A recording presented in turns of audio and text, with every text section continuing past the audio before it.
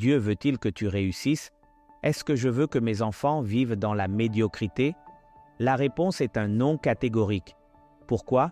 Parce que, comme tout bon père, Dieu ne veut pas que tu vives une vie ordinaire, limitée ou sans but. Non, Dieu t'a créé pour quelque chose de bien plus grand.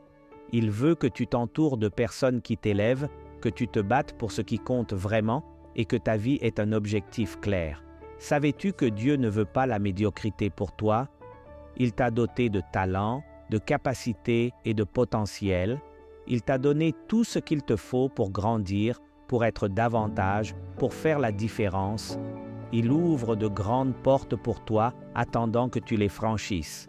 Les rêves que tu as, les aspirations qui naissent dans ton cœur ne sont pas quelconques. Ce sont les rêves qu'il a mis en toi, des rêves de grandeur. Mais attention, il ne s'agit pas d'être grand aux yeux du monde. Ce n'est pas une question de célébrité, d'argent ou de pouvoir. Le vrai succès, celui qui comble vraiment, ne se mesure pas à ce que tu possèdes, mais à ce que tu fais. Imagine ceci, tu es en quête d'un but. Parfois, le monde te dit que cela se résume à devenir riche ou célèbre.